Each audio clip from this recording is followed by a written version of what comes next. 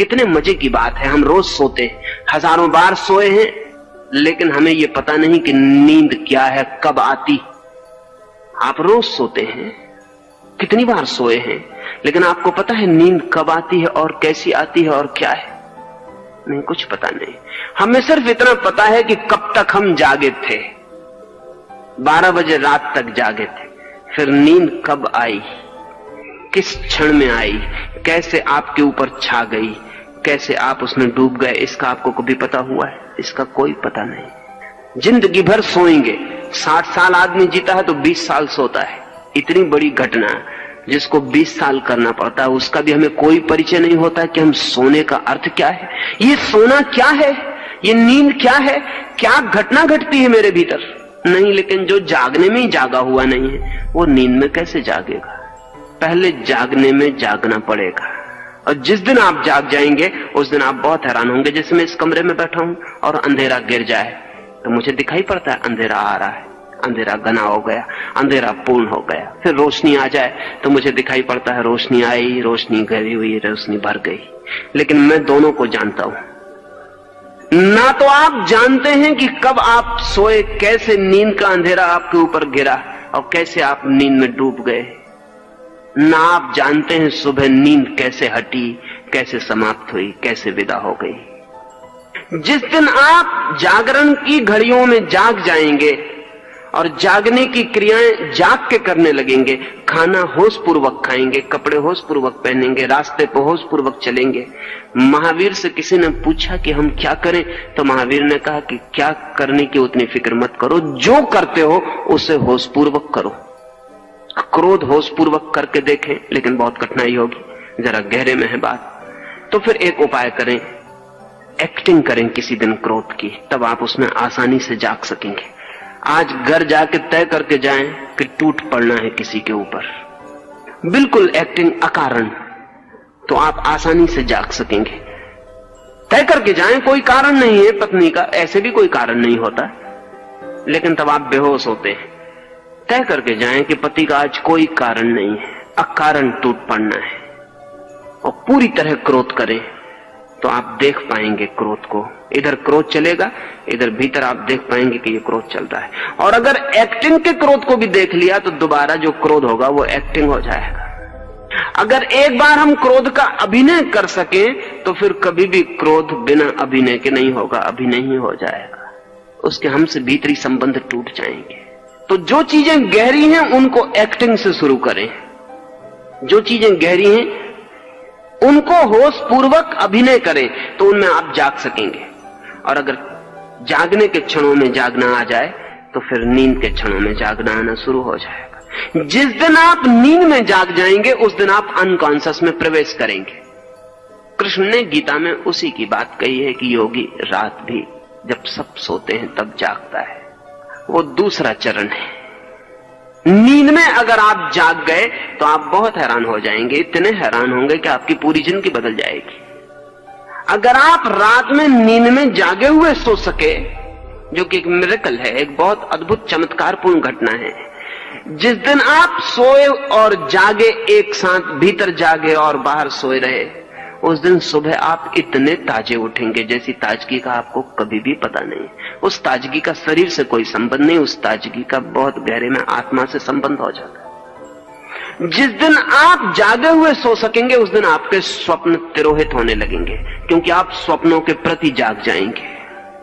ऐसा नहीं कि बाद में पता चलेगा कि मुझे स्वप्न आया, जब स्वप्न आ रहा है तभी आप जानेंगे कि स्वप्न आ रहा है। जैसा मैंने आपसे कहा कि चेतन मन की क्रियाओं के प्रति जागें तो अचेतन मन में प्रवेश हो जाएगा, फिर अचेतन मन की क्रियाओं के प्रति जागें तो समष्टि अचेतन कलेक्टिव अनकॉन्शियस में प्रवेश हो जाएगा।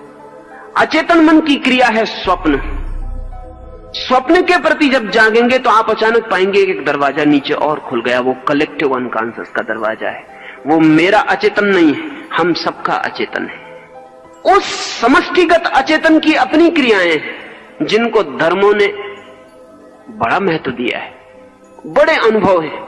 उस अचेतन मन के बड़े गहरे अनुभव हैं जिनको जुंग ने आर्कटाइप कहा है, जिसको उसने कहा है धर्म प्रतीक।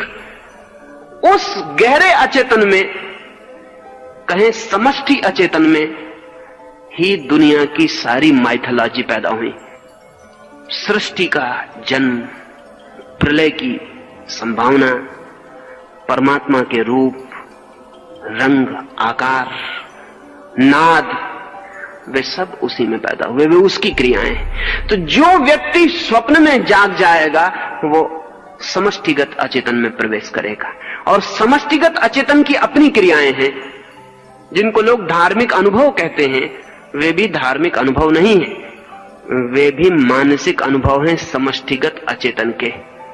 रंगों के विस्तार, प्रकाशों का उद्भव, अभूतपूर्व सुगंधें, अभूतपूर्व ध्वनियां, वे सब वहां पैदा होंगी।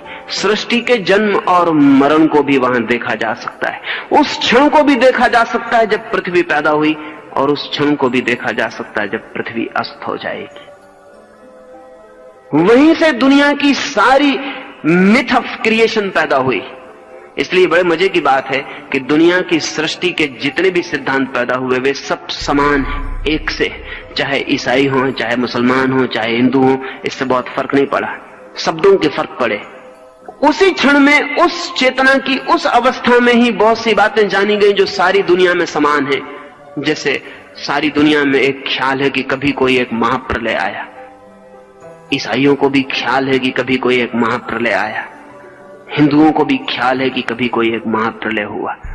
सारे जगत के आदिवासियों के पास भी जो कथाएं हैं उनको भी ख्याल है कभी कोई महाप्रलय हुआ। और बड़े मजे की बात है कि इन सब के बीच कोई कम्युनिकेशन नहीं रहा, इनके बीच कोई संवाद नहीं रहा। ये संवाद तो अभी पैदा हुआ है, लेकिन इनकी कथाएं तो हजारों लाखों साल पुरानी हैं। जब ये एक दूसरे से बिल्कुल असंबंधित थे तब भी इनकी कथाएं एक हैं। क्या मामला है? एक ही मामला है। इनका जो कलेक्टिव अनकॉन्शियस है वो एक है, हम सबका। इसलिए बहुत गहरे में हम सब एक हैं। इसलिए जो चीजें बहुत गहरे से संबंधित है उसमें बहुत फर्क नहीं पड़ता।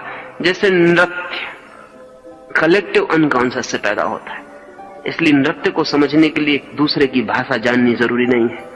एक अंग्रेज नाचता हो तो एक चीनी समझ सकता है, अंग्रेजी समझना जरूरी नहीं है। एक हिंदू नाचता हो तो मुसलमान समझ सकता है। चित्र पेंटिंग के लिए कोई जरूरत नहीं है किसी की भाषा समझने की। पिकासो की पेंटिंग जो आदमी फ्रेंच नहीं जानता वो समझ सकता है, कोई जरूरत नहीं है। क्योंकि ये सब के सब हमारे कलेक्टिव अनकॉन्शियस से पैदा होने वाली चीजें हैं, ये हम सब जानते ही हैं। इसके लिए एक दूसरे की भाषा, एक दूसरे की सभ्यता, एक दूसरे की संस्कृति, एक दूसरे के सिद्धांतों से परिचित होने की कोई जरूरत नहीं। इसलिए दुनिया के सारे धर्मों के जो प्रतीक हैं वो सब समान है। कई बार तो इतनी हैरानी की समानता है कि कहना मुश्किल है। जैसे ओम की ध्वनि है, वो कलेक्टिव अनकॉन्शियस से पैदा होती है। इसलिए ओम की ध्वनि सारी दुनिया के धर्मों में है। थोड़े बहुत हेर फेर हैं, वो समझने के हेर फेर है। हिंदू ने उसे पकड़ा है ओम की तरह। यह हमारी पकड़ने की बात, क्योंकि पकड़ेगा तो हमारा चेतन मन, तो हमने ओम की तरह पकड़ा है। यहूदियों ने, ईसाइयों ने ओमीन की तरह पकड़ा है। वो ओम का ही उनका रूपांतरण है। इसलिए आज भी प्रार्थना के बाद वो कहेंगे अमीन। वो ओमीन, ओम, ओमीन उससे निर्मित हुआ है। अंग्रेजी के शब्द हैं ओमनीसाइंट, ओमनी प्रेजेंट, वो सब ओम से बने हुए हैं, लेकिन वो निकले हैं बहुत गहरे से। वो संस्कृत से नहीं गए हैं, जैसा कि संस्कृत के ज्ञाताओं को ख्याल होता है कि दुनिया की सारी भाषाएं संस्कृत से पैदा हो गई। ऐसा नहीं है। दुनिया की भाषाओं में जो समानता है वो कलेक्टिव अनकॉन्शियस की समानता है। दुनिया की भाषाएं किसी एक भाषा से पैदा नहीं हो गई। हमारा एक तल है मन का जो हम सबका इकट्ठा है। जैसे सागर के ऊपर लहरें अलग अलग हैं, लेकिन नीचे सागर इकट्ठा है। ऐसे लहरों की तरह हम अलग अलग हैं, लेकिन और गहरे सब इकट्ठा है। वो जो इकट्ठापन है उसकी अपनी क्रियाएं हैं, जिसको कबीर ने अनाहत नाद कहा है। हम एक तरह का नाद जानते हैं, चोट से पैदा होने वाला नाद।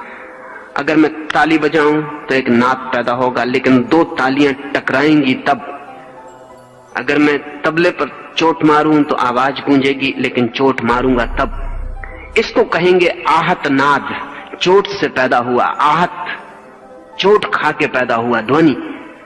कलेक्टिव अनकॉन्शियस में ऐसी ध्वनियां हैं जहां चोट नहीं होती और ध्वनियां हैं। इसलिए उनको अनाहत नाद कहा है। बिना चोट किए पैदा हुई ध्वनियां, एक हाथ से बजाई गई ताली। जैन फकीर जापान में अपने साधक से कहता है कि एक हाथ से अगर ताली बजाया जाए तो कैसे बजेगी इसका पता लगा के आओ। बड़ा मुश्किल है, एक हाथ से ताली कहीं बज सकती? एक हाथ से ताली कैसे बज सकती? कभी वो टेबल पे बजाता है, कभी दीवार पे बजाता है और गुरु को आके कहता है कि मैंने बजाई एक हाथ की ताली और दीवार पे बजा के बताता है। गुरु कहता है दीवार दूसरा हाथ बन गई, नहीं चलेगा। एक हाथ की ताली बजाई जा सकती है, कैसे उसका पता लगा के आओ। वो तब तक पता नहीं लग सकता जब तक कि वो अनाहत नाद में ना उतर जाए। वो उसी में उतारने के लिए कह रहा है कि एक हाथ की ताली कैसे बजती है, इसको खोजो। कलेक्टिव अनकॉन्शियस की जो क्रियाएं हैं, अगर हम उनके प्रति जाग जाएं तो हम कॉस्मिक अनकॉन्शियस में उतर जाते हैं, तब हम ब्रह्म अचेतन में उतर जाते हैं, जिसको इस मुल्क में प्रकृति कहा गया है। प्रकृति शब्द को समझ लेना उचित होगा। प्रकृति का मतलब होता है जब सब बना उसके पहले भी जो था, कृति के भी जो पहले है। प्री क्रिएशन अगर अंग्रेजी में बनाए शब्द तो बनेगा प्री क्रिएशन। सृष्टि के भी पहले से जो है, जिससे सब पैदा हुआ, जो पैदा होने के पहले भी था, उसको कहते हैं प्रकृति। वो जो कॉस्मिक अनकॉन्शियस है वो प्रकृति है, उससे ही सब आया। अब इसको ऐसा समझ लें, चेतन मन मेरा है, अचेतन मन भी मेरा है, लेकिन कलेक्टिव अनकॉन्शियस हमारा है। वो मेरा नहीं है, वो आपका नहीं है, वो हमारा है। कॉस्मिक अनकॉन्शियस हमारा भी नहीं है, सबका है। उसमें पत्थर भी सम्मिलित थे, पक्षी भी सम्मिलित थे, नदी भी सम्मिलित है, पहाड़ भी सम्मिलित है। वो प्रकृति है। वहां जो उतर जाए उसके आगे उतरने को नहीं रह जाता। वो बॉटमलेस अबिस है, उसके नीचे फिर उतरने का कोई उपाय नहीं, वो शून्य खाई है। इस उतरने की प्रक्रिया है अप्रमाद। जहां आप हैं वहीं जागना शुरू करें। जिस दिन आप वहां जाग जाएंगे, आपको नीचे के दरवाजे की कुंजी मिल जाएगी। फिर वहां जागना शुरू करें और नीचे की कुंजी मिल जाएगी। और एक दूसरी प्रक्रिया पूरे समय साथ चलेगी। जब तक आप चेतन में हैं, तब तक आप सुपर कॉन्शियस में, अति चेतन में नहीं जा सकते, ऊपर नहीं बढ़ सकते। आपकी जड़ों को अनकॉन्शियस में उतरना पड़ेगा। जिस दिन आपकी जड़ें अचेतन में उतर जाएंगी, उसी दिन आपकी शाखाएं सुपर कॉन्शियस में फैल जाएंगी, ऊपर उठ जाएंगी। फ्रायड और जुंग सुपर कॉन्शियस में नहीं पहुंच पाते क्योंकि वे अनुमान कर रहे हैं, इसलिए वे अनकॉन्शियस, कलेक्टिव अनकॉन्शियस, इनकी तो बात करते हैं नीचे की, ऊपर की उनके पास कोई कल्पना नहीं है। लेकिन ये जगत सदा एक संतुलन है। यहां जितने नीचे जाने का उपाय है, उतना ही ऊपर जाने का उपाय है। असल में नीचे का अस्तित्व भी नहीं हो सकता अगर ऊपर का अस्तित्व ना हो। ऊपर का और नीचे का अस्तित्व एक साथ ही हो सकता है। अगर बायां ना हो तो दायां नहीं हो सकता, कि हो सकता है? अगर दायां है तो बाएं का अस्तित्व जरूर होगा, चाहे पता हो चाहे ना हो। क्या नीचे का अस्तित्व हो सकता है ऊपर के बिना? फिर उसे नीचे कैसे कहिएगा? नीचे का कोई अस्तित्व नहीं हो सकता ऊपर के बिना। क्या दुख का अस्तित्व हो सकता है सुख के बिना? फिर उसे दुख कैसे कहिएगा?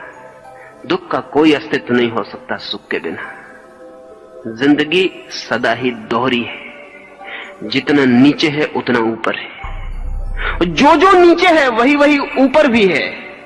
फर्क इतना ही है कि नीचे अंडरग्राउंड है, अंधेरे में है, ऊपर खुले आकाश में, सूरज की रोशनी में। जितने नीचे उतरेंगे उतना अंधेरा बढ़ता जाएगा। और जो कॉस्मिक अनकॉन्शियस से प्रकृति है वो पूर्ण अंधकार है, विराट अंधकार है, अंधकार ही अंधकार है। जितने ऊपर बढ़िएगा उतना प्रकाश बढ़ता जाएगा। और वो जो कॉस्मिक कॉन्शियस है ब्रह्म, वो पूर्ण प्रकाश है, प्रकाश ही प्रकाश है। लेकिन ऊपर जाने का रास्ता नीचे होके जाता है। The peak is to be achieved via the abyss. वो जो नीचे खाई है उसके द्वारा चोटी पर पहुंचा जाता है। यही सबसे बड़ी साधना की कठिनाई है। यही समझना सबसे ज्यादा कठिन हो जाता है कि ऊपर जाने के लिए नीचे जाना पड़ेगा। हम सोचते हैं सीधे ऊपर चले जाएं, लेकिन सीधे हम ऊपर नहीं जा सकते।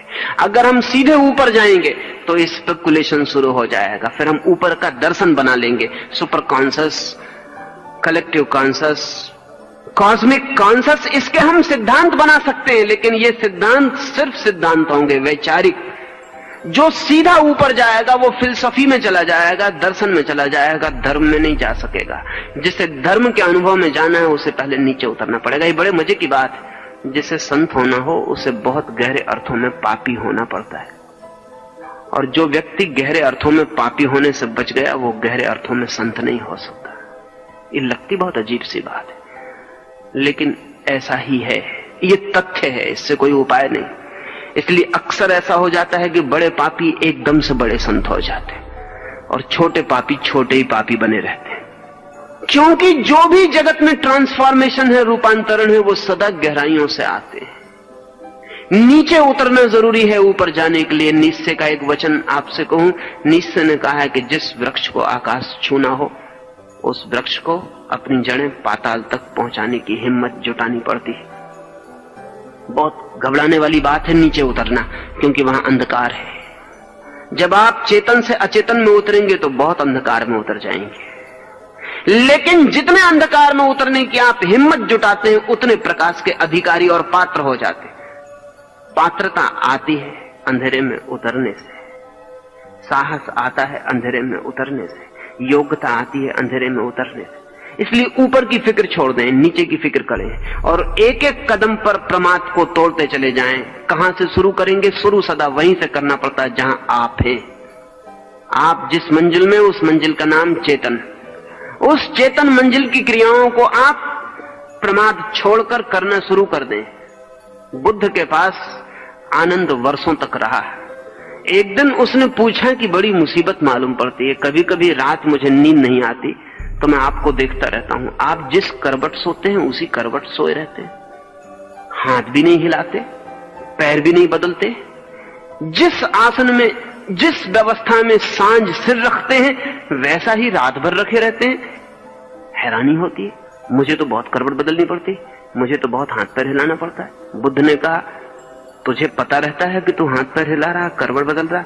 आनंद ने कहा कुछ पता नहीं रहता, सुबह पता चलता है कि जैसा सोया था वैसा नहीं सोया हूं, सिर कहीं था कहीं पहुंच गया। नींद में कैसे पता चल सकता है? बुद्ध ने कहा मैं जानता हुआ सोता हूं, मैं जानता हुआ ही सोया रहता हूं। जहां हाथ रखा था वहीं हाथ रहता है जब तक मैं ना हटाऊं। हाथ अपने से हट जाए तो मेरी मालकियत गई, फिर मैं मालिक ना रहा। तो आनंद ने कहा क्या आप रात में भी जागे हुए सोते हैं? बुद्ध ने कहा कि निश्चित ही, चूंकि मैं दिन में जागा हुआ जागता हूं इसलिए रात में जागा हुआ सोने का अधिकारी हो गए।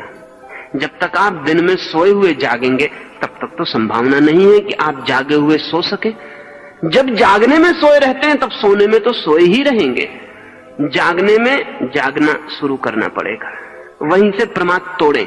महावीर अपने भिक्षुओं को निरंतर कहते थे विवेक से उठो, विवेक से चलो, विवेक से बैठो। इसका मतलब क्या था? शायद अनेक उनके साधु यही समझते हैं कि विवेक से उठने का मतलब, विवेक से बैठने का मतलब जो महावीर के साधुओं ने समझा है वो महावीर का ख्याल नहीं है।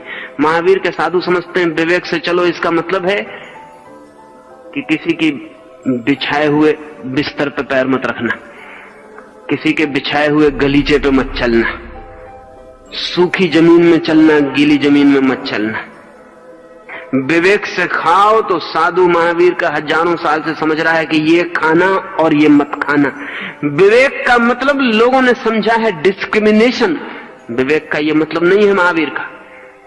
महावीर का विवेक से मतलब है होश, महावीर का विवेक से मतलब है अवेयरनेस, डिस्क्रिमिनेशन नहीं।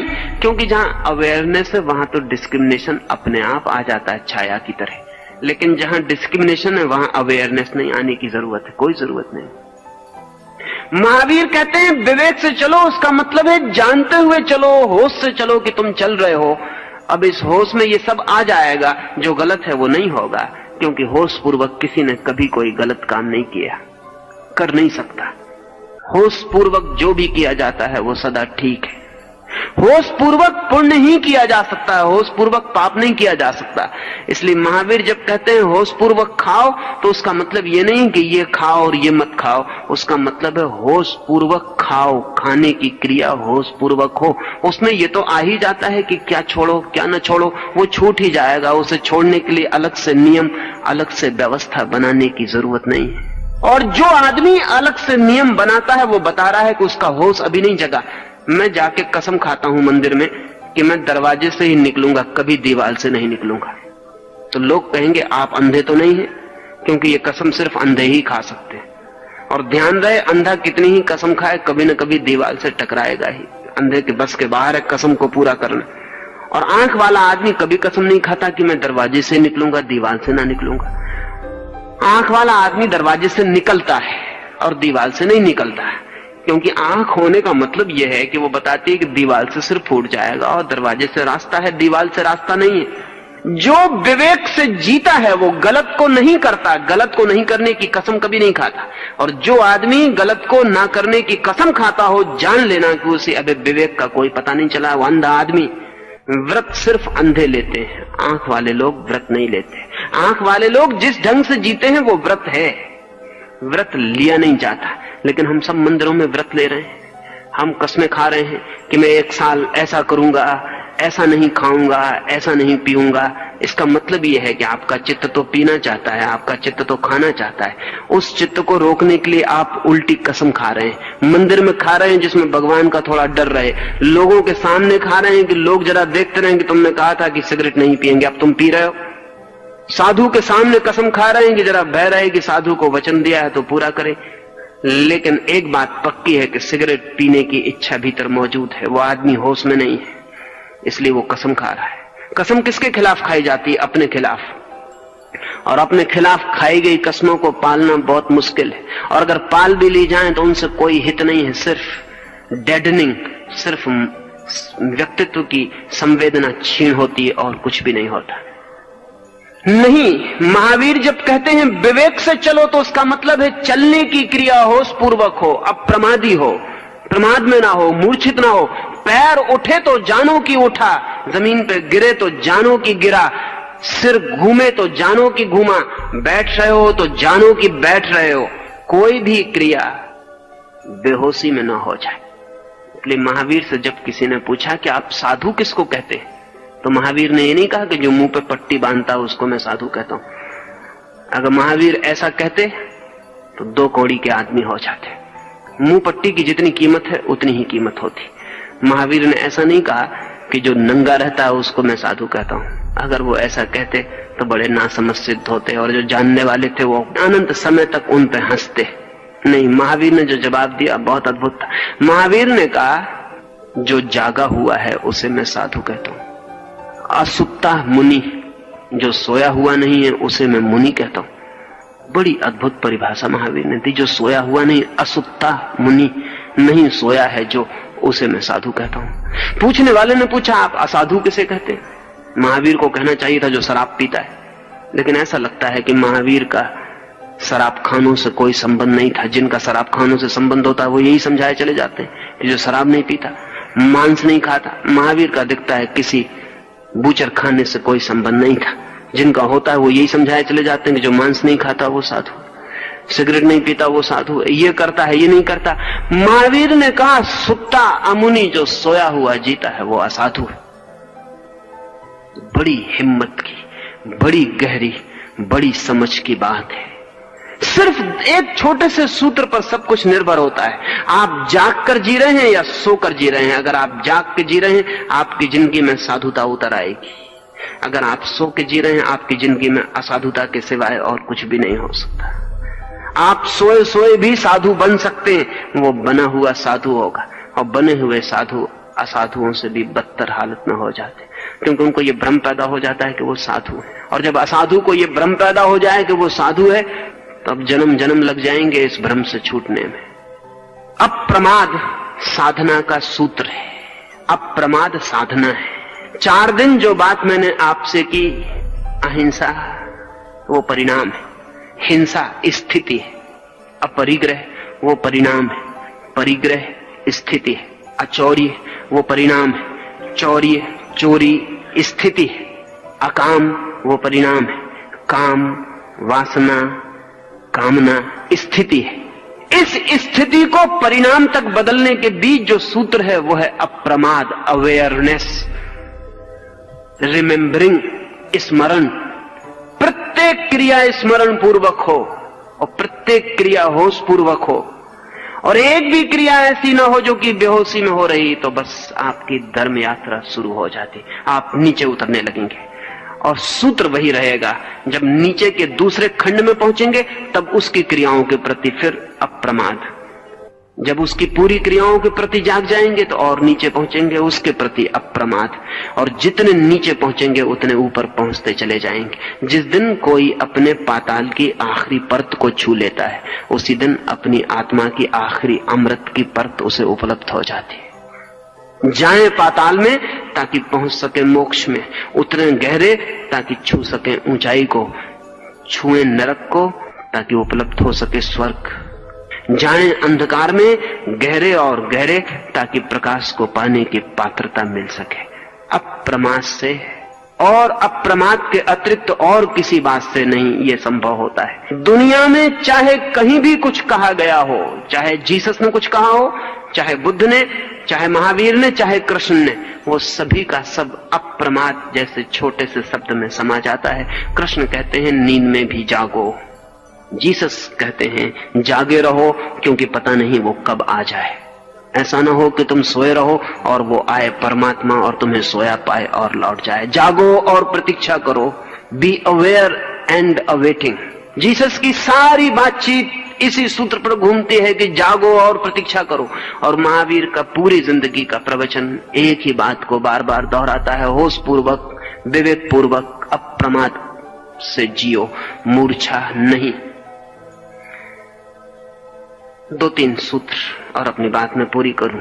पहला सूत्र, ठीक से समझ लेना कि आप सोए हुए हैं। समझाने की कोशिश मत करना अपने को कि मैं सोया हुआ नहीं हूं। जस्टिफाई मत करना अपने को कि मैं सोया हुआ नहीं हूं। मन कहेगा कि मैं और सोया हुआ, दूसरे सोए हुए होंगे, मैं जागा हुआ आदमी, मैं और सोया हुआ, शास्त्र पढ़ता हूं, सोए हुए कैसे पढ़ सकता हूं? आत्मा परमात्मा है ऐसा जानता हूं, सोए हुए कैसे जान सकता हूं? नहीं, मैं सोया हुआ नहीं, दूसरे सोए हुए। सोया हुआ आदमी सदा दूसरों को सोया हुआ टाल के अपने को जागा हुआ मान लेता है। ये नींद को बचाने का उपाय है, इस सेफ्टी मेजर है नींद का, और नींद के अपने उपाय हैं बचने के। ध्यान रखना, नींद टूटने से बचना चाहती है। नींद सब तरह का इंतजाम करती है कि टूट ना जाए। अगर आप रात भूखे सो गए हैं तो नींद अपने को बचाने के लिए भोजन देती है आपको सपने में। अगर सपने में भोजन न मिले तो नींद टूट जाएगी, तो नींद इंतजाम करती है कि भोजन ले लो, झूठा सही, क्योंकि नींद झूठी चीजें दे सकती है, नींद सच्ची चीजें नहीं दे सकती। भूखे आदमी को सपने में निमंत्रण दिलवा देती नींद के सम्राट के घर आज भोज है और आपको निमंत्रण मिला है, और जो उस आदमी ने जिंदगी में कभी नहीं खाया वो नींद उसके सामने रख देती। ये नींद अपने को बचा रही है। आपको पेशाब लगी है नींद में, तो नींद कहेगी कि बाथरूम में चले जाओ, नींद में ही चले जाओ, उठने में नींद टूट जाएगी। आपने अलार्म भरा है 4 बजे उठने का, अलार्म की घंटी बजती, नींद कहती है घंटी नहीं, मंदिर का घंटा बज रहा, आराम से सो रहो। नींद अपने सेफ्टी मेजर बनाए हुए है, नींद ने इंतजाम किया हुआ है कि टूट ना जाए। तो आप जागते में भी नींद का एक इंतजाम है, वो इंतजाम ये कि वो आपसे कहे कि तुम तो जागे हुए हो, बाकी लोग सोए हुए हैं, तुम इनको जगाने की कोशिश करो तो अच्छा, तुम तो जागे हुए ही हो।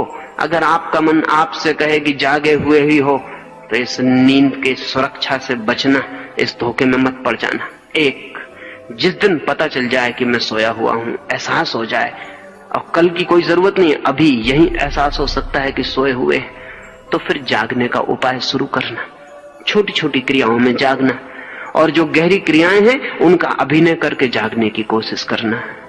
अगर संकल्प पूर्वक नींद की तरकीबों से बचते हुए जागने की प्रयास किया जाए तो जो महावीर को संभव हुआ, जो बुद्ध को संभव हुआ, वो आपको भी संभव हो सकता है। पोटेंशियली बीज रूप से आपकी वही संभावना है जो किसी की भी है। आप भी वही हो सकते हैं जो जगत में कोई भी कभी हुआ है। तो जागने की कोशिश करना, और जागने की कोशिश जब गहरी हो जाए तो रुक मत जाना, अन्यथा दूसरे चरण पर नींद पकड़ लेगी, दूसरे मंजिल में रह जाएंगे। फिर वहां जागने की कोशिश करना। लंबी है ये यात्रा, असंभव नहीं। कठिन है ये यात्रा, असंभव नहीं। जो करता है वो कर ही पाता है। और नीचे नीचे उतरते जाना, ऊपर की फिक्र छोड़ देना, ऊपर के फल अपने से आने लगेंगे। जितने आप नीचे उतरेंगे उतने ऊपर फूल खिलने लगेंगे, उनकी सुगंध, उनका प्रकाश, उसका आनंद झरने लगेगा। जैसे जैसे नीचे जाएंगे वैसे वैसे ऊपर जाने लगेंगे। और जिस दिन कोई व्यक्ति अपनी गहराई से गहराई को छू लेता है, द अल्टीमेट डेप्थ, जिस दिन परम गहराई को छू लेता है उसी दिन परम ऊंचाई को छू लेता है। और जिस दिन दोनों छू लेता है उस दिन गहराई और ऊंचाई एक हो जाती हैं, दो नहीं रह जाती। उस दिन सब एक हो जाता है। 7 मंजिल का ये मकान जिस दिन पूरा जान लिया जाता है उस दिन एक हो जाता है। उस दिन फिर इसमें 7 मंजिलें भी नहीं रह जाती, सब बीच के पर्दे गिर जाते हैं, दीवारें हट जाती और एक भवन रह जाता है। उस एक का अनुभव ही परमात्मा का अनुभव है, उस एक का अनुभव ही मोक्ष का अनुभव है, उस एक का अनुभव ही अद्वैत का अनुभव है, उस एक का अनुभव ही समाधि का अनुभव है।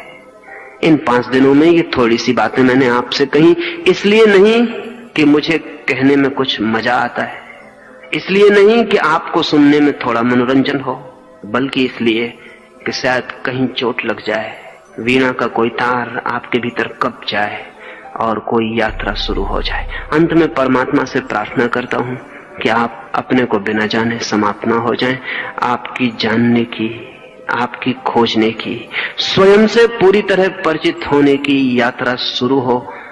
लेकिन अकेली परमात्मा से की गई प्रार्थना का कोई अर्थ नहीं हो सकता। आपसे भी प्रार्थना करता हूं कि परमात्मा को थोड़ा सहयोग दें।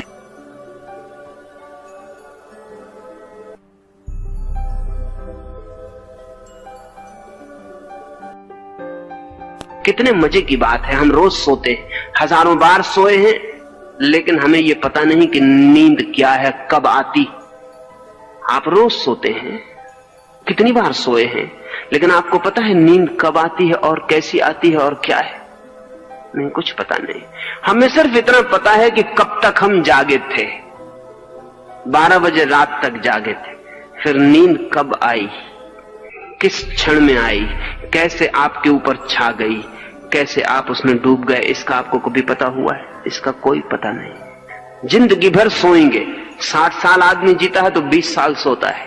इतनी बड़ी घटना जिसको 20 साल करना पड़ता है, उसका भी हमें कोई परिचय नहीं होता कि हम सोने का अर्थ क्या है, ये सोना क्या है, ये नींद क्या है, क्या घटना घटती है मेरे भीतर? नहीं, लेकिन जो जागने में ही जागा हुआ नहीं है वो नींद में कैसे जागेगा? पहले जागने में जागना पड़ेगा, और जिस दिन आप जाग जाएंगे उस दिन आप बहुत हैरान होंगे। जैसे मैं इस कमरे में बैठा हूं और अंधेरा गिर जाए तो मुझे दिखाई पड़ता है अंधेरा आ रहा है, अंधेरा घना हो गया, अंधेरा पूर्ण हो गया। फिर रोशनी आ जाए तो मुझे दिखाई पड़ता है रोशनी आई, रोशनी घरी हुई, रोशनी भर गई। लेकिन मैं दोनों को जानता हूं। ना तो आप जानते हैं कि कब आप सोए, कैसे नींद का अंधेरा आपके ऊपर गिरा और कैसे आप नींद में डूब गए, ना आप जानते हैं सुबह नींद कैसे हटी, कैसे समाप्त हुई, कैसे विदा हो गई। जिस दिन आप जागरण की घड़ियों में जाग जाएंगे और जागने की क्रियाएं जाग के करने लगेंगे, खाना होश पूर्वक खाएंगे, कपड़े होश पूर्वक पहनेंगे, रास्ते पर होश पूर्वक चलेंगे। महावीर से किसी ने पूछा कि हम क्या करें, तो महावीर ने कहा कि क्या करने की उतनी फिक्र मत करो, जो करते हो उसे होश पूर्वक करो। क्रोध होश पूर्वक करके देखें, लेकिन बहुत कठिनाई होगी, जरा गहरे में है बात। तो फिर एक उपाय करें, एक्टिंग करें किसी दिन क्रोध की, तब आप उसमें आसानी से जाग सकेंगे। आज घर जाके तय करके जाएं कि टूट पड़ना है किसी के ऊपर, बिल्कुल एक्टिंग अकारण, तो आप आसानी से जाग सकेंगे। तय करके जाएं, कोई कारण नहीं है पत्नी का, ऐसे भी कोई कारण नहीं होता, लेकिन तब आप बेहोश होते हैं। तय करके जाएं कि पति का आज कोई कारण नहीं है, अकारण टूट पड़ना है, और पूरी तरह क्रोध करें, तो आप देख पाएंगे क्रोध को। इधर क्रोध चलेगा, इधर भीतर आप देख पाएंगे कि ये क्रोध चल रहा है। और अगर एक्टिंग के क्रोध को भी देख लिया तो दोबारा जो क्रोध होगा वो एक्टिंग हो जाएगा। अगर एक बार हम क्रोध का अभिनय कर सकें तो फिर कभी भी क्रोध बिना अभिनय के नहीं होगा, अभिनय ही हो जाएगा। उसके हमसे भीतरी संबंध टूट जाएंगे।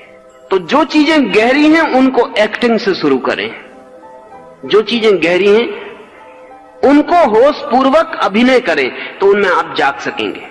और अगर जागने के क्षणों में जागना आ जाए तो फिर नींद के क्षणों में जागना आना शुरू हो जाएगा। जिस दिन आप नींद में जाग जाएंगे उस दिन आप अनकॉन्शियस में प्रवेश करेंगे। कृष्ण ने गीता में उसी की बात कही है कि योगी रात भी जब सब सोते हैं तब जागता है। वो दूसरा चरण है। नींद में अगर आप जाग गए तो आप बहुत हैरान हो जाएंगे, इतने हैरान होंगे कि आपकी पूरी जिंदगी बदल जाएगी। अगर आप रात में नींद में जागे हुए सो सके, जो कि एक मिरेकल है, एक बहुत अद्भुत चमत्कारपूर्ण घटना है। जिस दिन आप सोए और जागे एक साथ, भीतर जागे और बाहर सोए रहे, उस दिन सुबह आप इतने ताजे उठेंगे जैसी ताजगी का आपको कभी भी पता नहीं। उस ताजगी का शरीर से कोई संबंध नहीं, उस ताजगी का बहुत गहरे में आत्मा से संबंध हो जाता है। जिस दिन आप जागे हुए सो सकेंगे, उस दिन आपके स्वप्न तिरोहित होने लगेंगे, क्योंकि आप स्वप्नों के प्रति जाग जाएंगे। ऐसा नहीं कि बाद में पता चलेगा कि मुझे स्वप्न आया। जब स्वप्न आ रहा है तभी आप जानेंगे कि स्वप्न आ रहा है। जैसा मैंने आपसे कहा कि चेतन मन की क्रियाओं के प्रति जागें तो अचेतन मन में प्रवेश हो जाएगा, फिर अचेतन मन की क्रियाओं के प्रति जागें तो समष्टि अचेतन, कलेक्टिव अनकॉन्शियस में प्रवेश हो जाएगा। अचेतन मन की क्रिया है स्वप्न। स्वप्न के प्रति जब जागेंगे तो आप अचानक पाएंगे एक दरवाजा नीचे और खुल गया, वो कलेक्टिव अनकॉन्शियस का दरवाजा है। वो मेरा अचेतन नहीं है, हम सबका अचेतन है। उस समष्टिगत अचेतन की अपनी क्रियाएं हैं जिनको धर्मों ने बड़ा महत्व दिया है, बड़े अनुभव हैं। उस अचेतन मन के बड़े गहरे अनुभव हैं जिनको जुंग ने आर्कटाइप कहा है, जिसको उसने कहा धर्म प्रतीक। उस गहरे अचेतन में, कहें समष्टि अचेतन में ही दुनिया की सारी माइथोलॉजी पैदा हुई। सृष्टि का जन्म, प्रलय की संभावना, परमात्मा के रूप, रंग, आकार, नाद, वे सब उसी में पैदा हुए, वे उसकी क्रियाएं। तो जो व्यक्ति स्वप्न में जाग जाएगा वो समष्टिगत अचेतन में प्रवेश करेगा। और समष्टिगत अचेतन की अपनी क्रियाएं हैं जिनको लोग धार्मिक अनुभव कहते हैं। वे भी धार्मिक अनुभव नहीं है, वे भी मानसिक अनुभव हैं समष्टिगत अचेतन के। रंगों के विस्तार, प्रकाशों का उद्भव, अभूतपूर्व सुगंधें, अभूतपूर्व ध्वनियां, वे सब वहां पैदा होंगी। सृष्टि के जन्म और मरण को भी वहां देखा जा सकता है। उस क्षण को भी देखा जा सकता है जब पृथ्वी पैदा हुई, और उस क्षण को भी देखा जा सकता है जब पृथ्वी अस्त हो जाएगी। वहीं से दुनिया की सारी मिथ ऑफ क्रिएशन पैदा हुई।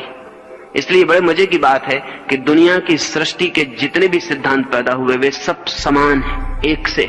चाहे ईसाई हो, चाहे मुसलमान हो, चाहे हिंदू हो, इससे बहुत फर्क नहीं पड़ा, शब्दों के फर्क पड़े। उसी क्षण में, उस चेतना की उस अवस्था में ही बहुत सी बातें जानी गई जो सारी दुनिया में समान है। जैसे सारी दुनिया में एक ख्याल है कि कभी कोई एक महाप्रलय आया, ईसाइयों को भी ख्याल है कि कभी कोई एक महाप्रलय आया, हिंदुओं को भी ख्याल है कि कभी कोई एक महाप्रलय हुआ।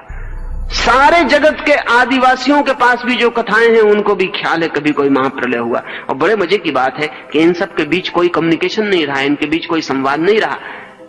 ये संवाद तो अभी पैदा हुआ है, लेकिन इनकी कथाएं तो हजारों लाखों साल पुरानी हैं। जब ये एक दूसरे से बिल्कुल असंबंधित थे तब भी इनकी कथाएं एक हैं। क्या मामला है? एक ही मामला है, इनका जो कलेक्टिव अनकॉन्शियस है वो एक है, हम सबका। इसलिए बहुत गहरे में हम सब एक हैं। इसलिए जो चीजें बहुत गहरे से संबंधित है उसमें बहुत फर्क नहीं पड़ता। जैसे नृत्य कलेक्टिव अनकॉन्शियस से पैदा होता है, इसलिए नृत्य को समझने के लिए एक दूसरे की भाषा जाननी जरूरी नहीं है। एक अंग्रेज नाचता हो तो एक चीनी समझ सकता है, अंग्रेजी समझना जरूरी नहीं है। एक हिंदू नाचता हो तो मुसलमान समझ सकता है। चित्र पेंटिंग के लिए कोई जरूरत नहीं है किसी की भाषा समझने की। पिकासो की पेंटिंग जो आदमी फ्रेंच नहीं जानता वो समझ सकता है, कोई जरूरत नहीं है, क्योंकि ये सब के सब हमारे कलेक्टिव अनकॉन्शियस से पैदा होने वाली चीजें हैं। ये हम सब जानते ही हैं। इसके लिए एक दूसरे की भाषा, एक दूसरे की सभ्यता, एक दूसरे की संस्कृति, एक दूसरे के सिद्धांतों से परिचित होने की कोई जरूरत नहीं। इसलिए दुनिया के सारे धर्मों के जो प्रतीक हैं वो सब समान है। कई बार तो इतनी हैरानी की समानता है कि कहना मुश्किल है। जैसे ओम की ध्वनि है, वो कलेक्टिव अनकॉन्शियस से पैदा होती है। इसलिए ओम की ध्वनि सारी दुनिया के धर्मों में है। थोड़े बहुत हेर फेर हैं, वो समझने के हेर फेर है। हिंदू ने उसे पकड़ा है ओम की तरह। यह हमारी पकड़ने की बात, क्योंकि पकड़ेगा तो हमारा चेतन मन, तो हमने ओम की तरह पकड़ा है। यहूदियों ने, ईसाइयों ने ओमीन की तरह पकड़ा है। वो ओम का ही उनका रूपांतरण है। इसलिए आज भी प्रार्थना के बाद वो कहेंगे अमीन। वो ओमीन, ओम, ओमीन उससे निर्मित हुआ है। अंग्रेजी के शब्द हैं ओमनीसाइंट, ओमनी प्रेजेंट, वो सब ओम से बने हुए, लेकिन वो निकले हैं बहुत गहरे से। वो संस्कृत से नहीं गए हैं, जैसा कि संस्कृत के ज्ञाताओं को ख्याल होता है कि दुनिया की सारी भाषाएं संस्कृत से पैदा हो गई। ऐसा नहीं है। दुनिया की भाषाओं में जो समानता है वो कलेक्टिव अनकॉन्शियस की समानता है। दुनिया की भाषाएं किसी एक भाषा से पैदा नहीं हो गई। हमारा एक तल है मन का जो हम सबका इकट्ठा है। जैसे सागर के ऊपर लहरें अलग अलग हैं, लेकिन नीचे सागर इकट्ठा है। ऐसे लहरों की तरह हम अलग अलग हैं, लेकिन और गहरे सब इकट्ठा है। वो जो इकट्ठापन है उसकी अपनी क्रियाएं, जिसको कबीर ने अनाहत नाद कहा है। हम एक तरह का नाद जानते हैं, चोट से पैदा होने वाला नाद। अगर मैं ताली बजाऊं तो एक नाद पैदा होगा, लेकिन दो तालियां टकराएंगी तब। अगर मैं तबले पर चोट मारूं तो आवाज गूंजेगी, लेकिन चोट मारूंगा तब। इसको कहेंगे आहत नाद। चोट से पैदा हुआ आहत, चोट खा के पैदा हुआ ध्वनि। कलेक्टिव अनकॉन्शियस में ऐसी ध्वनियां हैं जहां चोट नहीं होती और ध्वनियां हैं, इसलिए उनको अनाहत नाद कहा है। बिना चोट किए पैदा हुई ध्वनियां। एक हाथ से बजाई गई ताली। ज़ैन फकीर जापान में अपने साधक से कहता है कि एक हाथ से अगर ताली बजाया जाए तो कैसे बजेगी, इसका पता लगा के आओ। बड़ा मुश्किल है। एक हाथ से ताली कहीं बज सकती? एक हाथ से ताली कैसे बज सकती? कभी वो टेबल पे बजाता है, कभी दीवार पे बजाता है, और गुरु को आके कहता है कि मैंने बजाई एक हाथ की ताली, और दीवार पे बजा के बताता है। गुरु कहता है दीवार दूसरा हाथ बन गई, नहीं चलेगा। एक हाथ की ताली बजाई जा सकती है, कैसे उसका पता लगा के आओ। वो तब तक पता नहीं लग सकता जब तक कि वो अनाहत नाद में ना उतर जाए। वो उसी में उतारने के लिए कह रहा है कि एक हाथ की ताली कैसे बजती है, इसको खोजो। कलेक्टिव अनकॉन्शियस की जो क्रियाएं हैं, अगर हम उनके प्रति जाग जाएं तो हम कॉस्मिक अनकॉन्शियस में उतर जाते हैं। तब हम ब्रह्म अचेतन में उतर जाते हैं, जिसको इस मुल्क में प्रकृति कहा गया है। प्रकृति शब्द को समझ लेना उचित होगा। प्रकृति का मतलब होता है जब सब बना उसके पहले भी जो था, कृति के भी जो पहले है। प्री क्रिएशन अगर अंग्रेजी में बनाए शब्द तो बनेगा प्री क्रिएशन। सृष्टि के भी पहले से जो है, जिससे सब पैदा हुआ, जो पैदा होने के पहले भी था, उसको कहते हैं प्रकृति। वो जो कॉस्मिक अनकॉन्शियस है वो प्रकृति है, उससे ही सब आया। अब इसको ऐसा समझ लें, चेतन मन मेरा है, अचेतन मन भी मेरा है, लेकिन कलेक्टिव अनकॉन्शियस हमारा है। वो मेरा नहीं है, वो आपका नहीं है, वो हमारा है। कॉस्मिक अनकॉन्शियस हमारा भी नहीं है, सबका है। उसमें पत्थर भी सम्मिलित थे, पक्षी भी सम्मिलित थे, नदी भी सम्मिलित है, पहाड़ भी सम्मिलित है। वो प्रकृति है। वहां जो उतर जाए उसके आगे उतरने को नहीं रह जाता। वो बॉटमलेस अबिस है, उसके नीचे फिर उतरने का कोई उपाय नहीं। वो शून्य खाई है। इस उतरने की प्रक्रिया है अप्रमाद। जहां आप हैं वहीं जागना शुरू करें। जिस दिन आप वहां जाग जाएंगे, आपको नीचे के दरवाजे की कुंजी मिल जाएगी। फिर वहां जागना शुरू करें और नीचे की कुंजी मिल जाएगी, और एक दूसरी प्रक्रिया पूरे समय साथ चलेगी। जब तक आप चेतन में हैं तब तक आप सुपर कॉन्शियस में, अति चेतन में नहीं जा सकते, ऊपर नहीं बढ़ सकते। आपकी जड़ों को अनकॉन्शियस में उतरना पड़ेगा। जिस दिन आपकी जड़ें अचेतन में उतर जाएंगी, उसी दिन आपकी शाखाएं सुपर कॉन्शियस में फैल जाएंगी, ऊपर उठ जाएंगी। फ्रायड और जुंग सुपर कॉन्शियस में नहीं पहुंच पाते क्योंकि वे अनुमान कर रहे हैं, इसलिए वे अनकॉन्शियस, कलेक्टिव अनकॉन्शियस, इनकी तो बात करते हैं नीचे की, ऊपर की उनके पास कोई कल्पना नहीं है। लेकिन ये जगत सदा एक संतुलन है। यहां जितने नीचे जाने का उपाय है उतना ही ऊपर जाने का उपाय है। असल में नीचे का अस्तित्व भी नहीं हो सकता अगर ऊपर का अस्तित्व ना हो। ऊपर का और नीचे का अस्तित्व एक साथ ही हो सकता है। अगर बायां ना हो तो दायां नहीं हो सकता, कि हो सकता है? अगर दायां है तो बाएं का अस्तित्व जरूर होगा, चाहे पता हो चाहे ना हो। क्या नीचे का अस्तित्व हो सकता है ऊपर के बिना? फिर उसे नीचे कैसे कहिएगा? नीचे का कोई अस्तित्व नहीं हो सकता ऊपर के बिना। क्या दुख का अस्तित्व हो सकता है सुख के बिना? फिर उसे दुख कैसे कहिएगा? दुख का कोई अस्तित्व नहीं हो सकता सुख के बिना। जिंदगी सदा ही दोहरी है, जितना नीचे है उतना ऊपर है, जो जो नीचे है वही वही ऊपर भी है। फर्क इतना ही है कि नीचे अंडरग्राउंड है, अंधेरे में है, ऊपर खुले आकाश में सूरज की रोशनी में। जितने नीचे उतरेंगे उतना अंधेरा बढ़ता जाएगा, और जो कॉस्मिक अनकॉन्शियस प्रकृति है वो पूर्ण अंधकार है, विराट अंधकार है, अंधकार ही अंधकार है। जितने ऊपर बढ़िएगा उतना प्रकाश बढ़ता जाएगा, और वो जो कॉस्मिक कॉन्शियस है ब्रह्म, वो पूर्ण प्रकाश है, प्रकाश ही प्रकाश है। लेकिन ऊपर जाने का रास्ता नीचे होके जाता है। The peak is to be achieved via the abyss. वो जो नीचे खाई है उसके द्वारा चोटी पर पहुंचा जाता है। यही सबसे बड़ी साधना की कठिनाई है। यही समझना सबसे ज्यादा कठिन हो जाता है कि ऊपर जाने के लिए नीचे जाना पड़ेगा।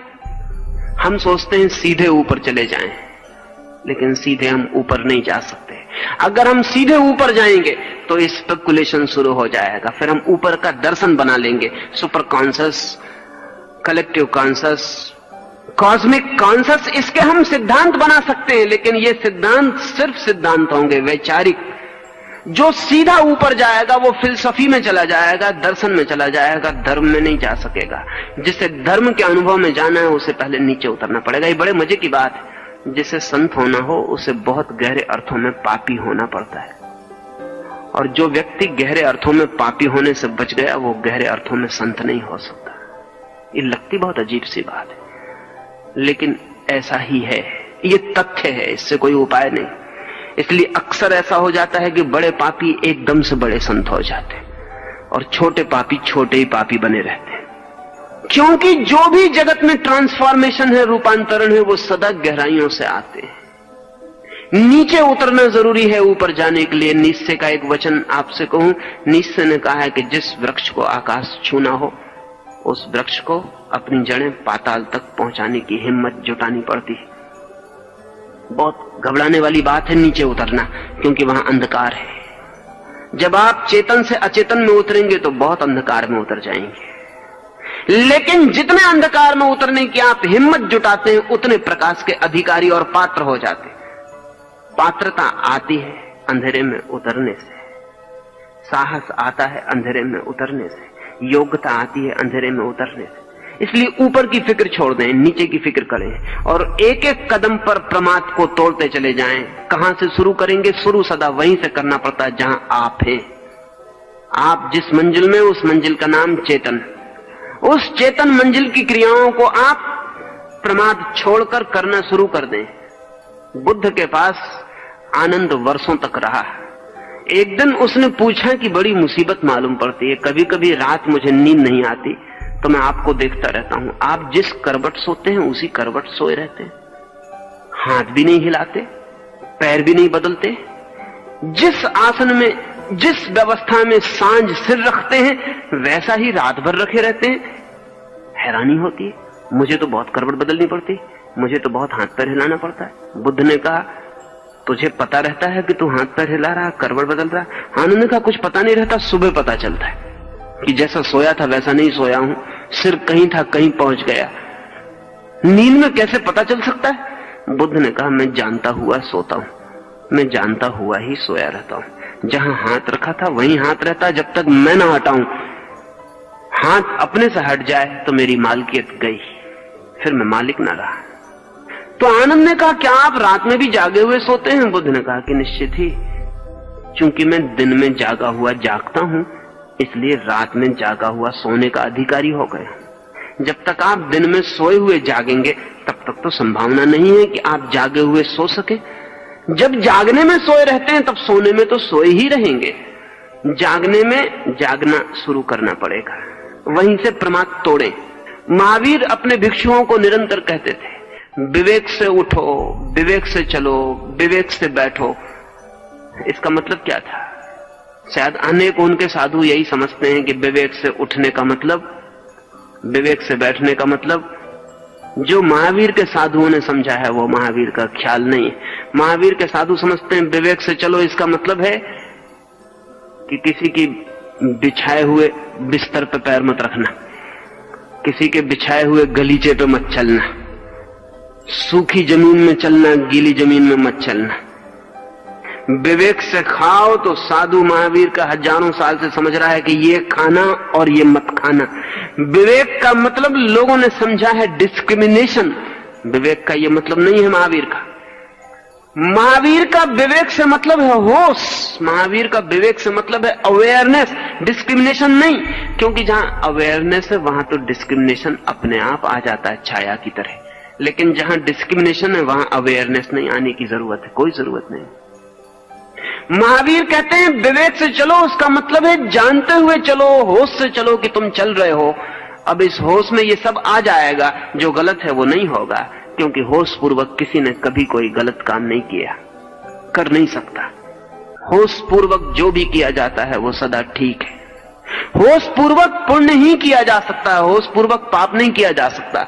इसलिए महावीर जब कहते हैं होश पूर्वक खाओ, तो उसका मतलब ये नहीं कि ये खाओ और ये मत खाओ, उसका मतलब है होश पूर्वक खाओ, खाने की क्रिया होश पूर्वक हो। उसमें ये तो आ ही जाता है कि क्या छोड़ो क्या न छोड़ो, वो छूट ही जाएगा। उसे छोड़ने के लिए अलग से नियम, अलग से व्यवस्था बनाने की जरूरत नहीं है। और जो आदमी अलग से नियम बनाता है वो बता रहा है कि उसका होश अभी नहीं जगा।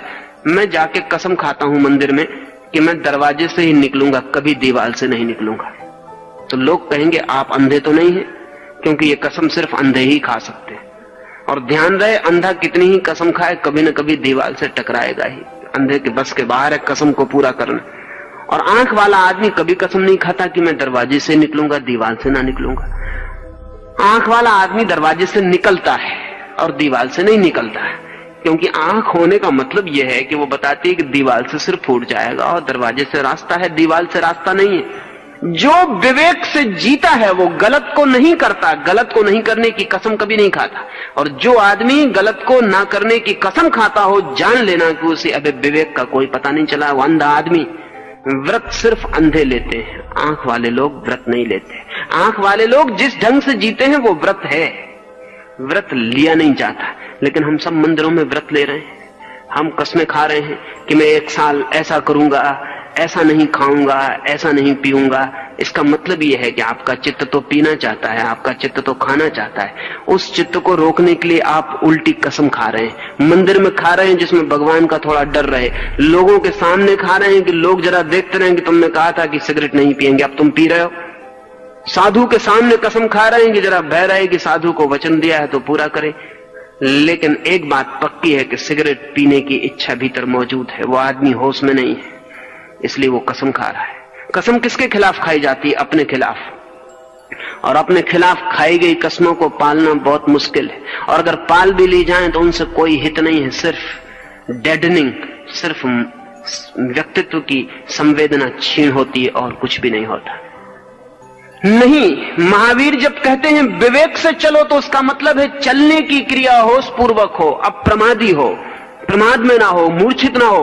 पैर उठे तो जानो कि उठा, जमीन पे गिरे तो जानो कि गिरा, सिर घूमे तो जानो कि घूमा, बैठ रहे हो तो जानो कि बैठ रहे हो। कोई भी क्रिया बेहोशी में ना हो जाए। इसलिए महावीर से जब किसी ने पूछा कि आप साधु किसको कहते हैं, तो महावीर ने ये नहीं कहा कि जो मुंह पे पट्टी बांधता है उसको मैं साधु कहता हूं। अगर महावीर ऐसा कहते तो 2 कौड़ी के आदमी हो जाते। मुंह पट्टी की जितनी कीमत है उतनी ही कीमत होती। महावीर ने ऐसा नहीं कहा कि जो नंगा रहता है उसको मैं साधु कहता हूं। अगर वो ऐसा कहते तो बड़े नासमझ सिद्ध होते, और जो जानने वाले थे वो अनंत समय तक उन पे हंसते। नहीं, महावीर ने जो जवाब दिया बहुत अद्भुत था। महावीर ने कहा जो जागा हुआ है उसे मैं साधु कहता हूं। असुप्ता मुनि, जो सोया हुआ नहीं है उसे मैं मुनि कहता हूं। बड़ी अद्भुत परिभाषा महावीर ने दी। जो सोया हुआ नहीं, असुप्ता मुनि, नहीं सोया है जो, उसे मैं साधु कहता हूं। पूछने वाले ने पूछा आप असाधु किसे कहते हैं? महावीर को कहना चाहिए था जो शराब पीता है, लेकिन ऐसा लगता है कि महावीर का शराब खानों से कोई संबंध नहीं था। जिनका शराब खानों से संबंध होता है वो यही समझाए चले जाते हैं कि जो शराब नहीं पीता, मांस नहीं खाता। महावीर का दिखता है किसी बूचर खाने से कोई संबंध नहीं था। जिनका होता है वो यही समझाए चले जाते हैं कि जो मांस नहीं खाता वो साधु, सिगरेट नहीं पीता वो साधु, ये करता है ये नहीं करता। महावीर ने कहा सुत्ता अमुनि, जो सोया हुआ जीता है वो असाधु। बड़ी हिम्मत की, बड़ी गहरी, बड़ी समझ की बात है। सिर्फ एक छोटे से सूत्र पर सब कुछ निर्भर होता है। आप जाग कर जी रहे हैं या सोकर जी रहे हैं। अगर आप जाग के जी रहे हैं आपकी जिंदगी में साधुता उतर आएगी। अगर आप सो के जी रहे हैं आपकी जिंदगी में असाधुता के सिवाय और कुछ भी नहीं हो सकता। आप सोए सोए भी साधु बन सकते हैं, वो बना हुआ साधु होगा। और बने हुए साधु असाधुओं से भी बदतर हालत में हो जाते, क्योंकि उनको ये भ्रम पैदा हो जाता है कि वो साधु है। और जब असाधु को ये भ्रम पैदा हो जाए कि वो साधु है, तब जन्म जन्म लग जाएंगे इस भ्रम से छूटने में। अप्रमाद साधना का सूत्र है, अप्रमाद साधना है। 4 दिन जो बात मैंने आपसे की, अहिंसा वो परिणाम है, हिंसा स्थिति है, अपरिग्रह वो परिणाम है, परिग्रह स्थिति है, अचौर्य वो परिणाम है, चौर्य चोरी स्थिति है, अकाम वो परिणाम है, काम वासना कामना स्थिति है। इस स्थिति को परिणाम तक बदलने के बीच जो सूत्र है वो है अप्रमाद, अवेयरनेस, रिमेम्बरिंग, स्मरण। प्रत्येक क्रिया स्मरण पूर्वक हो और प्रत्येक क्रिया होश पूर्वक हो, और एक भी क्रिया ऐसी ना हो जो कि बेहोशी में हो रही, तो बस आपकी धर्म यात्रा शुरू हो जाती, आप नीचे उतरने लगेंगे। और सूत्र वही रहेगा, जब नीचे के दूसरे खंड में पहुंचेंगे तब उसकी क्रियाओं के प्रति फिर अप्रमाद, जब उसकी पूरी क्रियाओं के प्रति जाग जाएंगे तो और नीचे पहुंचेंगे उसके प्रति अप्रमाद, और जितने नीचे पहुंचेंगे उतने ऊपर पहुंचते चले जाएंगे। जिस दिन कोई अपने पाताल की आखिरी परत को छू लेता है, उसी दिन अपनी आत्मा की आखिरी अमृत की परत उसे उपलब्ध हो जाती है। जाएं पाताल में ताकि पहुंच सके मोक्ष में, उतरे गहरे ताकि छू सके ऊंचाई को, छुएं नरक को ताकि उपलब्ध हो सके स्वर्ग। जाएं अंधकार में गहरे और गहरे ताकि प्रकाश को पाने की पात्रता मिल सके। अप्रमाद से और अप्रमाद के अतिरिक्त और किसी बात से नहीं ये संभव होता है। दुनिया में चाहे कहीं भी कुछ कहा गया हो, चाहे जीसस ने कुछ कहा हो, चाहे बुद्ध ने, चाहे महावीर ने, चाहे कृष्ण ने, वो सभी का सब अप्रमाद जैसे छोटे से शब्द में समा जाता है। कृष्ण कहते हैं नींद में भी जागो, जीसस कहते हैं जागे रहो क्योंकि पता नहीं वो कब आ जाए। ऐसा ना हो कि तुम सोए रहो और वो आए परमात्मा और तुम्हें सोया पाए और लौट जाए। जागो और प्रतीक्षा करो, be aware and awaiting. Jesus की सारी बातचीत इसी सूत्र पर घूमती है कि जागो और प्रतीक्षा करो, और महावीर का पूरी जिंदगी का प्रवचन एक ही बात को बार बार दोहराता है, होश पूर्वक, विवेक पूर्वक, अप्रमाद से जियो, मूर्छा नहीं। 2-3 सूत्र और अपनी बात में पूरी करूं। पहला सूत्र, ठीक से समझ लेना कि आप सोए हुए हैं। समझाने की कोशिश मत करना अपने को कि मैं सोया हुआ नहीं हूं। जस्टिफाई मत करना अपने को कि मैं सोया हुआ नहीं हूं। मन कहेगा कि मैं और सोया हुआ, दूसरे सोए हुए होंगे, मैं जागा हुआ आदमी, मैं और सोया हुआ। शास्त्र पढ़ता हूं, सोए हुए कैसे पढ़ सकता हूं? आत्मा परमात्मा है ऐसा जानता हूं, सोए हुए कैसे जान सकता हूं? नहीं, मैं सोया हुआ नहीं, दूसरे सोए हुए। सोया हुआ आदमी सदा दूसरों को सोया हुआ टाल के अपने को जागा हुआ मान लेता है। ये नींद को बचाने का उपाय है, इस सेफ्टी मेजर है नींद का। और नींद के अपने उपाय हैं बचने के, ध्यान रखना। नींद टूटने से बचना चाहती है। नींद सब तरह का इंतजाम करती है कि टूट ना जाए। अगर आप रात भूखे सो गए हैं तो नींद अपने को बचाने के लिए भोजन देती है आपको सपने में। अगर सपने में भोजन न मिले तो नींद टूट जाएगी, तो नींद इंतजाम करती है कि भोजन ले लो, झूठा सही, क्योंकि नींद झूठी चीजें दे सकती है, नींद सच्ची चीजें नहीं दे सकती। भूखे आदमी को सपने में निमंत्रण दिलवा देती नींद के सम्राट के घर आज भोज है और आपको निमंत्रण मिला है। और जो उस आदमी ने जिंदगी में कभी नहीं खाया वो नींद उसके सामने रख देती। ये नींद अपने को बचा रही है। आपको पेशाब लगी है नींद में तो नींद कहेगी कि बाथरूम में चले जाओ, नींद में ही चले जाओ, उठने में नींद टूट जाएगी। आपने अलार्म भरा है 4 बजे उठने का, अलार्म की घंटी बजती, नींद कहती है घंटी नहीं, मंदिर का घंटा बज रहा, आराम से सो रहो। नींद अपने सेफ्टी मेजर बनाए हुए है। नींद ने इंतजाम किया हुआ कि टूट ना जाए। तो आप जागते में भी नींद का एक इंतजाम है। वो इंतजाम ये कि वो आपसे कहे कि तुम तो जागे हुए हो, बाकी लोग सोए हुए हैं, तुम इनको जगाने की कोशिश करो तो अच्छा, तुम तो जागे हुए ही हो। अगर आपका मन आपसे कहे कि जागे हुए ही हो, तो इस नींद की सुरक्षा से बचना, इस धोखे में मत पड़ जाना। एक, जिस दिन पता चल जाए कि मैं सोया हुआ हूं, एहसास हो जाए, और कल की कोई जरूरत नहीं है, अभी यही एहसास हो सकता है कि सोए हुए, तो फिर जागने का उपाय शुरू करना, छोटी छोटी क्रियाओं में जागना, और जो गहरी क्रियाएं हैं उनका अभिनय करके जागने की कोशिश करना। अगर संकल्प पूर्वक